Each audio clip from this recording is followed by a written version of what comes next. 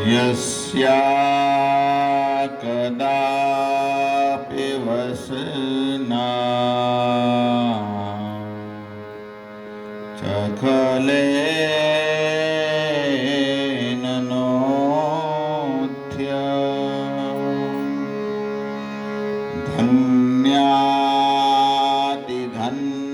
धन्यातिधन्यपवने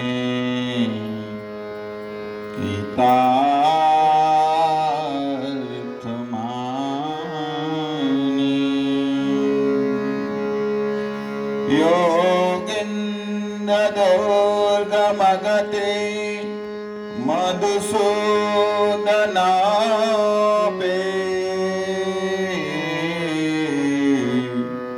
तस्या नमोऽस्तु विश्वभानु भुवो दिशेऽपि कृष्णाय वासुदेवाय हरहे परमात्मने प्रणतक्लेशनाथाय गोविन्दाय नमो नमः। नाम संकीर्तनं यस्य सर्वपापप्रणाशनम्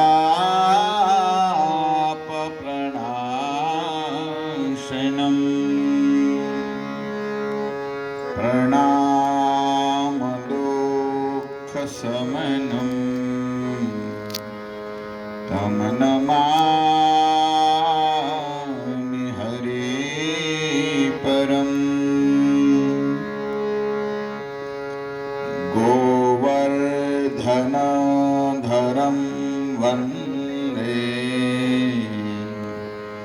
गोपालं गोपरूपिणम्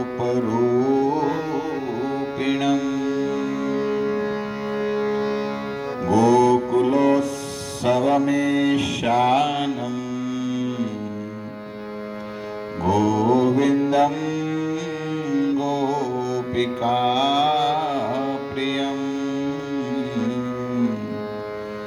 गोविन्दं गोपिकाप्रियम्। हरे कृष्णा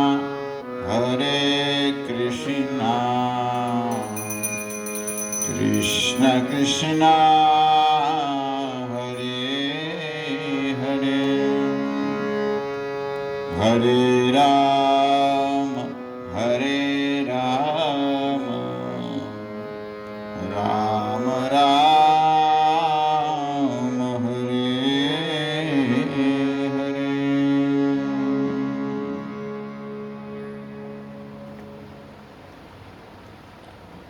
हरे कृष्ण।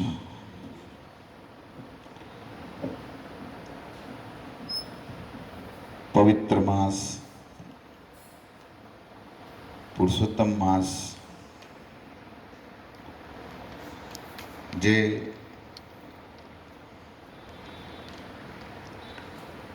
जो जीवन का हमारा लक्ष्य होता है भगवत प्राप्ति, इस भगवत प्राप्ति करने वाला मास है। भगवान की लीला हुई है, इस लीलाओं को सुनना, गान करना ये जीवों के लिए लाभदायक होते हैं। हम यहाँ पर बृहद नारदीय पुराण के अनुसार भगवान वेद व्यास जी ने जो लिपि पद्धति लिखा हुआ है और वेद व्यास जी ने अनेक शिष्यों को ये सुनाया हुआ है, और इसमें एक है सुत गोस्वामी। वो भगवान पुरुषोत्तम मास की कथा कर रहे हैं, क्योंकि भगवान का नाम और भगवान के इस महीने में कोई अंतर नहीं है। पुरुषोत्तम, पुरुषों में जो उत्तम है, ऐसे उत्तम पुरुष की कथा यहाँ पर हो रहा है। देखो, कथा अमृत कहा गया है, भगवान की कथा है, इसलिए शास्त्र में कथामृत कहा गया। गोपियों का गान है। इस कथा सुनने से हम अमर हो सकते हैं। भगवान की ये कथा सुनने से हम अमर हो जाएंगे। हम मतलब ये भी पता होना चाहिए, हम मतलब शरीर नहीं, देह बुद्धि नहीं होना चाहिए, आत्मा अमर होकर भगवत धाम नित्य धाम सेवा में लग जाता है। स्वर्ग में अमृत तो है। जब समुद्र मंथन किए और इसमें जब अमृत भगवान धन्वंतरि जी कलश लेके निकले, और आज भी कलश स्वर्ग में है अमृत। वो कभी मृत कम नहीं होता है, कितना भी इसका पान करे देवता लोग तो भी वो कम नहीं होता है, ऐसे अमृत है। लेकिन इस अमृत पीने से मरना पड़ता है। शास्त्र में कथन है वो अमृत एक कल्प तक रहता है पिया हुआ। जो भी व्यक्ति ने अमृत पिया है वो एक कल्प तक जिंदा रहते हैं। कल्प मतलब बहुत ज़्यादा आयु हो गया भाई तो बहुत मानो अमृत ही हो गया, मतलब अमर ही हो चुका है। एक कल्प जीना मतलब कोई कम बात नहीं। तो इसलिए स्वर्ग में अमृत पीते हो एक कल्प तक जीते हैं, फिर प्रलय कुछ होता है, लय होता है तो फिर मर जाते हैं पीने वाले। आप प्रश्न कर सकते हैं, अमृत पिए और कोई मर गए, आप बोल सकते हैं, उदाहरण है। पृथ्वी के भूलोक के राजा चंद्रवंश में आप नाम सुना होगा नहुस महाराज का। नहुस महाराज स्वर्ग में इंद्र बने थे, और इंद्र बनते और क्या अमृत नहीं पिएंगे? पिएंगे नहीं पिएंगे? स्वाभाविक है। अमृत की बहुत यहाँ कड़ी सुविधा है, आपको पता है। बहुत क्या बोले, इतना कड़ी सिक्योरिटी रखा हुआ है, यहाँ कोई ऐसे जा नहीं सकते। यहाँ तो कई जीव पुण्यात्मा जाते, सब अमृत नहीं पी सकते। कोई भाग्यशाली को पीने को मिलता है, भोग मिलता है, लेकिन अमृत नहीं सबको मिलता है। ऐसा नहीं कंफर्म के स्वर्ग में जाते इसको अमृत मिलता है, नहीं, भोग मिल सकता है। इसलिए तो नरसिंह मेहता कहते हैं ना, पुण्य करे अमरापुरी पाय मां। अमरापुरी यहाँ एक सिटी है, यहाँ भोग मिलता है, अमृत नहीं। अमृत तो कोई कोई व्यक्ति, वो भी देवता वो कैसे पीते मालूम है? वो अमृत को सूंघते हैं नाक से, पीते भी नहीं है। कम हो जाएगा तो इसको डर है। तो इस अमृत से मरते नहुस महाराज ने ये अमृत पिया, और अमृत पी के अमर हो चुके मानो। लेकिन एक दिन वो पुरंदर की पत्नी जो सची है कामातुर हो गई इसको देखकर, और अगस्त्य का साप लग गया। वो अमृत पीवा हुआ व्यक्ति, अमृत जिसने पिया है, ये नहुस महाराज सर्प बन गए। अरे भाई, जो अमृत पिया होता है छोटे सर्प बनते, मनुष्य तो रहना चाहिए, है या नहीं है? इसलिए ये अमृत है, लेकिन मरा हुआ अमृत है। ये पीने से मरते हैं, कहने का अर्थ है। लेकिन जो कथा अमृत पीते हैं, गोपी कहा है, तव कथा अमृता तात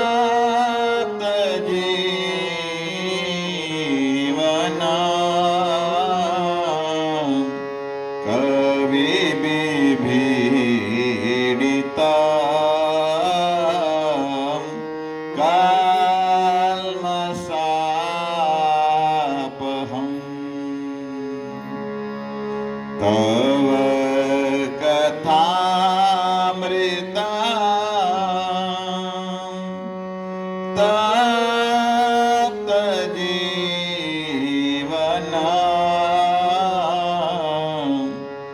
कवे विभीडिता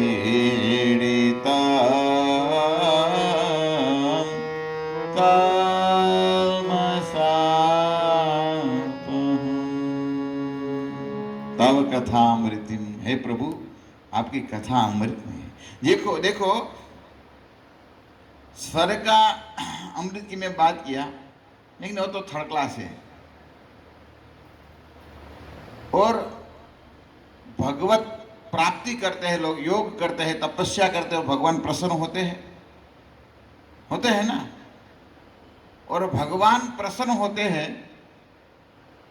और इस प्रसन्नता में वियोग है। जैसे ध्रुव महाराज ने तपस्या किया, भगवान प्रसन्न भी हो गए, भगवान प्रसन्न हो गए और फिर दर्शन भी दिए। फिर कितना वियोग हो गया? 37,000 साल का वियोग हो गया, फिर भगवान का दर्शन हुआ। तपस्या, योग, साधना, भगवान दर्शन हो गया, लेकिन क्या हुआ? 37,000 बाद फिर भगवान का दर्शन हुआ। लेकिन ये कथा ऐसी है, कथा श्रवण करते हैं ना, हर रोज भगवान का दर्शन होता है। गोपिका लोग हर रोज, भगवान का वियोग था इसको भी, लेकिन इस कथा सुनने से भगवान जल्दी मिले गोपियों को। और रस है ना, रस हुआ भगवान का, जल्दी मिले एक कथा का श्रवण करने से। इसलिए हम भक्तों को हर रोज कथा श्रवण करनी चाहिए। नित्यम भागवत सेवया, नित्य ये कथा का लाभ है भाई। इसलिए ये कथा सुनकर जल्दी जिसको प्राप्त करना है भगवान को, तो कथा सुनिए और भगवान का हरि का जप करे, कीर्तन करे, भगवान जल्दी प्रसन्न। यही कार्य है कलयुग में, भगवान को प्राप्त करना है सरल उपाय है। हरि की कथा सुनो और हरि का नाम लो, बस इतना आ गया, जल्दी भगवान प्राप्त हो जाएंगे। इतनी बड़ी बड़ी जटा बनाने की जरूरत नहीं, ये सब छोड़कर हिमालय में भी जाना जरूर नहीं है।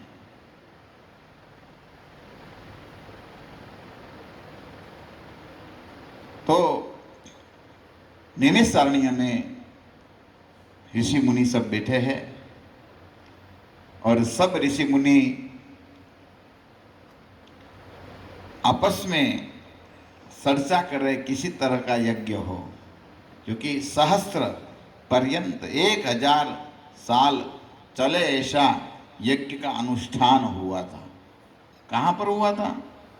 जैसे मैं कल कहा, नैमिषारण्य में।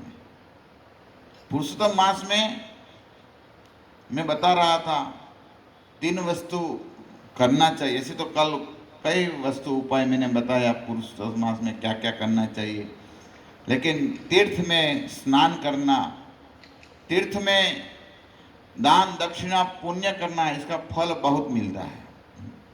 लेकिन 3 वस्तु करना चाहिए, तीर्थ में जाना चाहिए, भगवत जप करना चाहिए और दान करना चाहिए।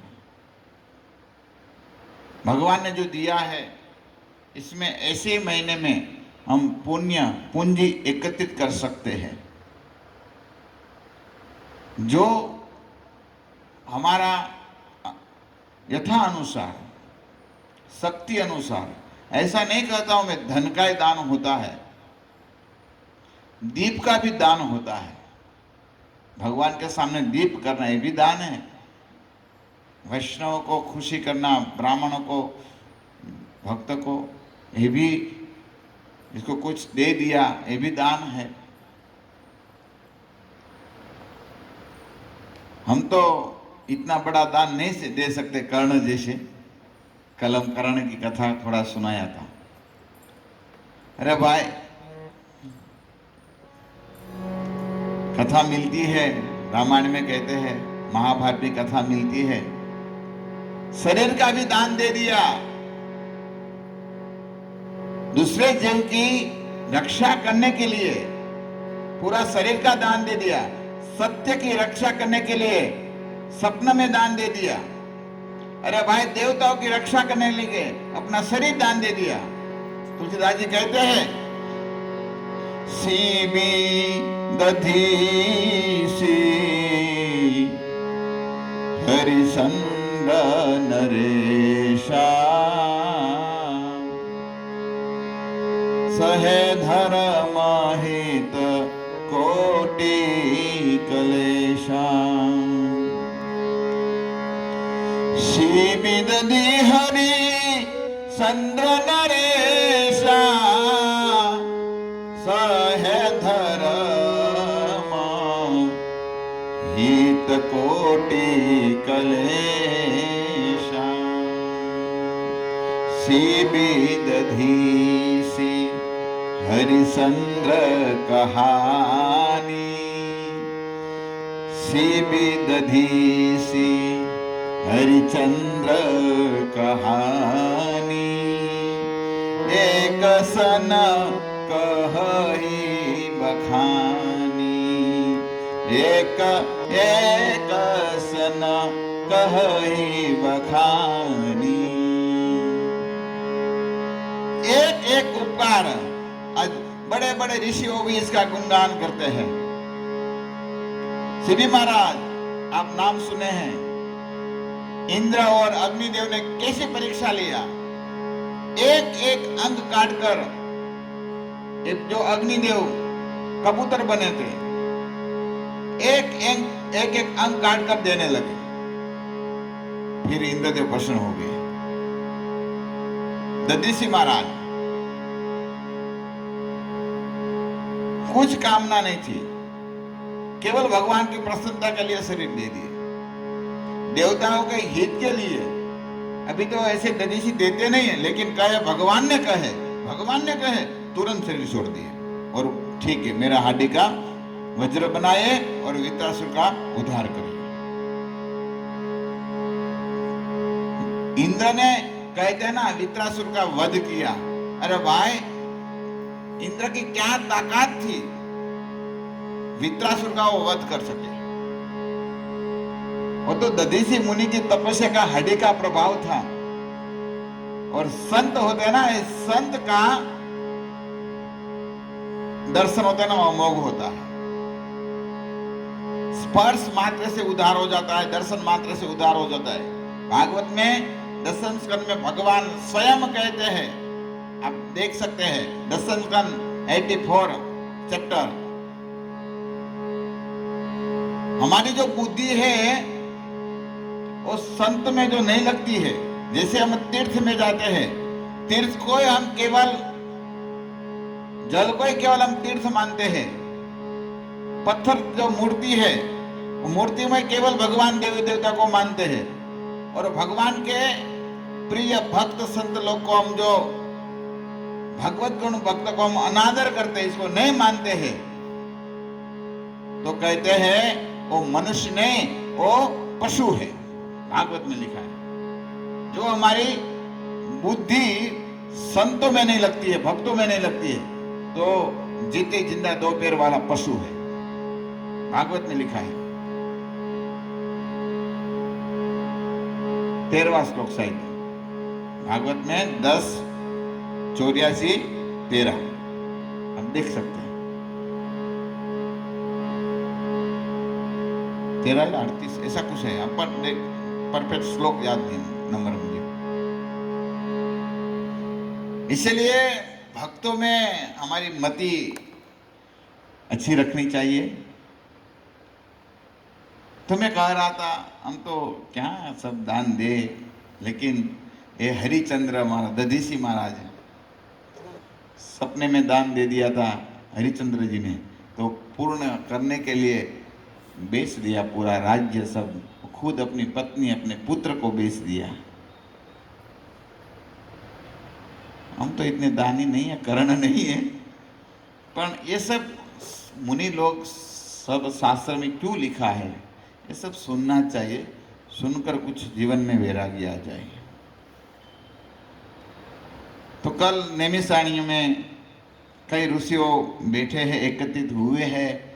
इस ऋषि मुनि कोई साधारण कथा सुनने के लिए नहीं बैठे। जो ब्रह्मा जी से डायरेक्ट कई ऋषि इसमें प्रकट हुए, ऐसे बड़े बड़े ऋषि लोग वो कथा सुनने बैठे हैं। पहले तो यज्ञ करने के लिए बैठे हैं। तो यहाँ लिखा है, भागवत में श्लोक आता है, सब ऋषि वो कैसे बैठे नैमिषारण्य में। नेमिषे अनिमिषे क्षेत्रे ऋषिया सोनका,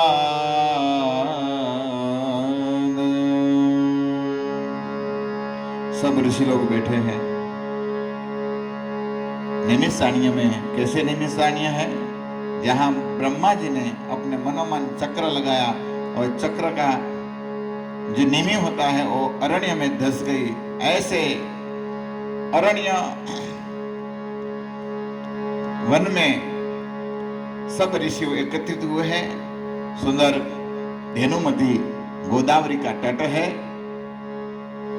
और सब ऋषि मुनि बहुत प्रसन्न है। कैसे ऋषि कौन कौन है? तो कहते हैं देवल ऋषि आए हैं। पहला नाम देवल ऋषि का है। कल देवल ऋषि का थोड़ी मैंने कथा बताया था। अर्जुन जब भगवान का धाम का वर्णन करते हैं, हे प्रभु आप परम पुरुष है, हे प्रभु आपका धाम परम है, आप सत्य है। भगवान मानो अर्जुन को पूछ लिया कोई प्रूफ है? तब कहते हैं अर्जुन, असितो देवलो व्यासम, असितो देवलो व्यासम सर्वदेवर्षिना, अच्छा, असितो देवलो व्यासम सर्वं सेव प्रवेशि में। असितो देवलो व्यासम सर्व, कौन कौन? असित देवल नाम दिया। वेद व्यास जी जानते हैं, ये सब जानते हैं, इसने गुणगान किया आपका धाम का। तो ऐसे देवल ऋषि, और आप देवल ऋषि का नाम भी सुना होगा। देवल ऋषि कभी भी जीवन में क्रोध नहीं किया है, कभी भी नहीं। इसका एक बड़ा, सबसे बड़ा गुण क्या है? क्रोध नहीं किया है। और एक बार स्वर्ग में अलकनंदा बहती है, मंदाकिनी बहती है, और इस जल में भगवान को, सूर्य देव को जल दे रहे थे, तो एक गंधर्व आया था, हु नाम का गंधर्व। वो इसका पैर खींच रहा था बार बार। तो फिर देवल ऋषि ने सोचा, मैं मना किया, रहने दे। तो भी क्रोध नहीं आया, लेकिन वो बार बोला, ऋषि बोले, अब बार बार एक कोकोडाइल मगर के तरह कार्य करता है, जाओ मैं आपको श्राप देता हूं, आप मगर बन जाओ। लेकिन इसका श्राप भी वरदान हुआ। श्राप में भी भगवान का दर्शन हुआ। जब गजेंद्र की रक्षा करने के लिए भगवान आए, इससे पहले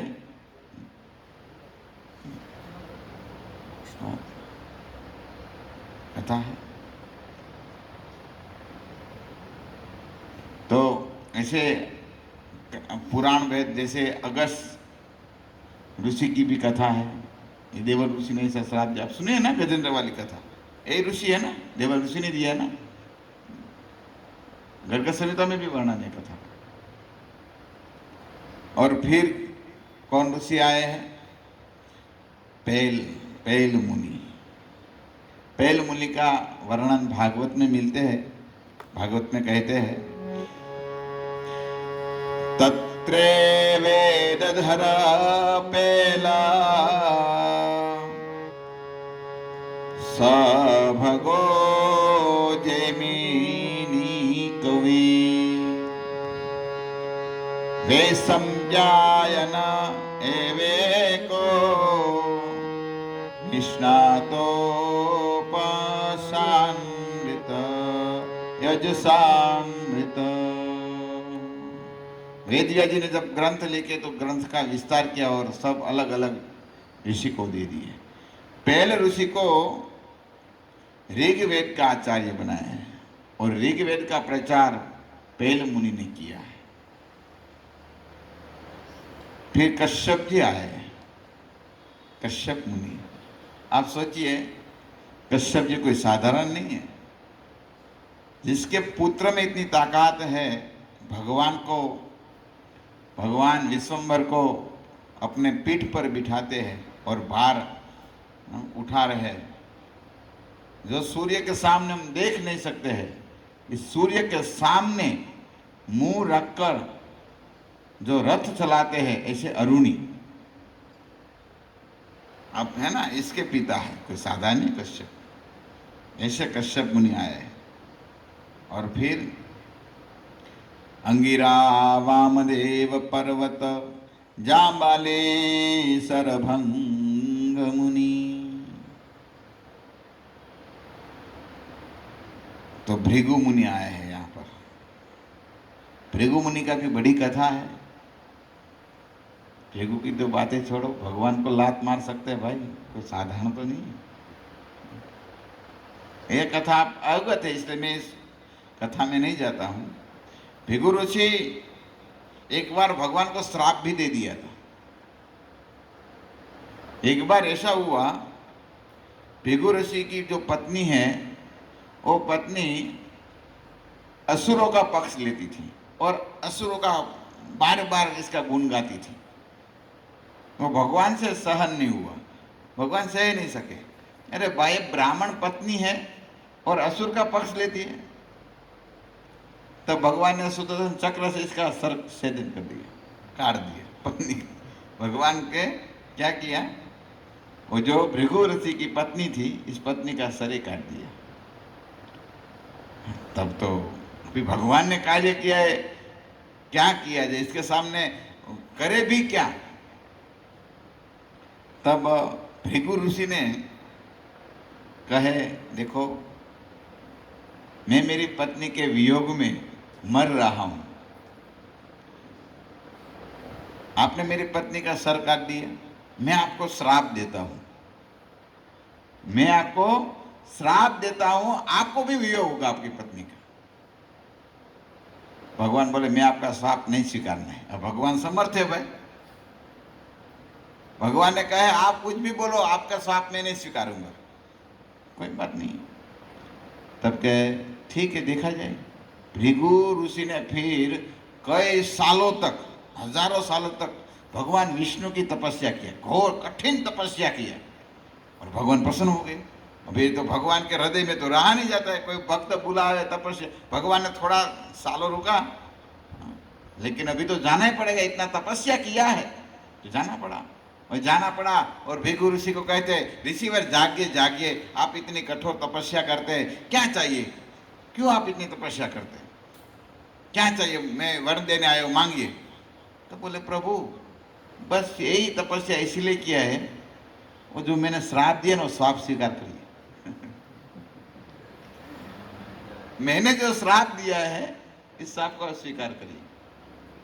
भगवान बोला अभी तो मैं बन चुका हूं, अभी तो बंद, क्या भक्त के आदि है भगवान, अभी इतनी तपस्या किया है, नहीं देंगे तो भगवान का भाई लग जाएगा, क्या करे।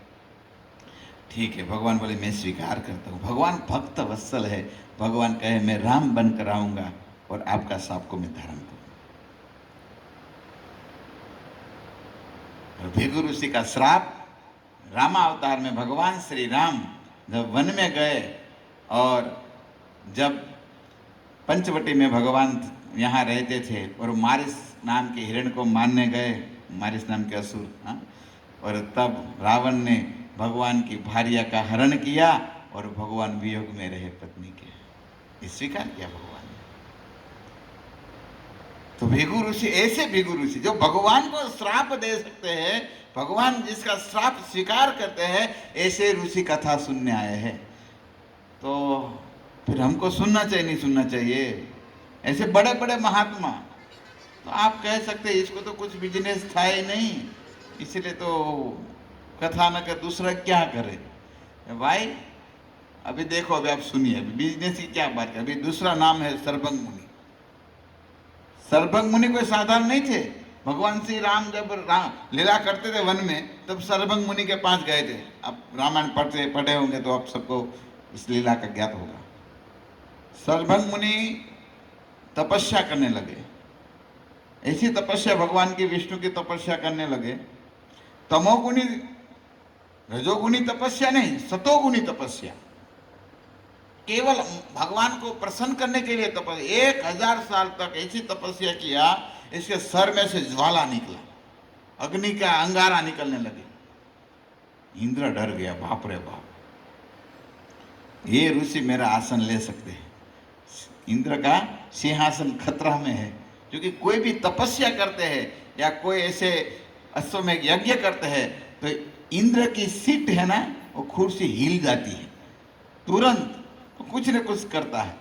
तब इसने, एक गंधर्व है, विश्वावसु नाम के गंधर्व है, इस गंधर्व को भेजे और कहे जाइए और ये मुनि की तपस्या में आप तंग करिए, इसकी विनाश, इसकी तपस्या को भंग कर दीजिए।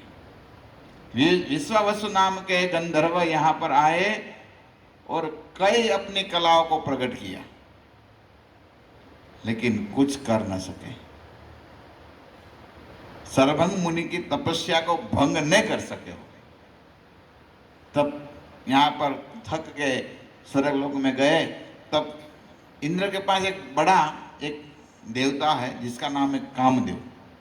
वो सबको मोहित कर देते हैं, अच्छे अच्छे व्यक्ति को। तो कामदेव को भेजे इंद्रदेव ने। कामदेव यहाँ पर आए और कामदेव ने 1 2 3 4 दिन ऐसे कई दिन निकल गए, सुंदर काम का वातावरण प्रकट करते थे, लेकिन सर्वभंग मुनि का मन में भी कुछ फर्क नहीं पड़ता था। फिर कामदेव के पास एक पुष्प नाम का बाण है। अब देखो, जो ब्राह्मण दीक्षित है ना, इसको काम गायत्री आता है, एक लास्ट गायत्री होता है, 7 गायत्री में एक आता है काम गायत्री।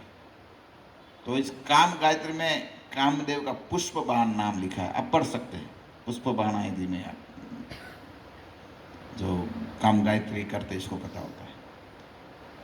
तो ये जो बाण है वो कितना भी तपस्वी हो, जैसे विश्वामित्र इत्यादि कई का ये भंग किया है पुष्प बाण। शिव जी के पास भी गए थे, वो पुष्प बाण तभी भी लगाया था, जिसको कुसुम सहायक नाम का, संस्कृत में कुसुम सहायक नाम का एक बाण है। वो सब बाण मारे सर्वभंग मुनि को। तब सर्वभंग मुनि ने क्या किया, वो बैठे थे, तपस्या कर ही रहे थे, तो एक देख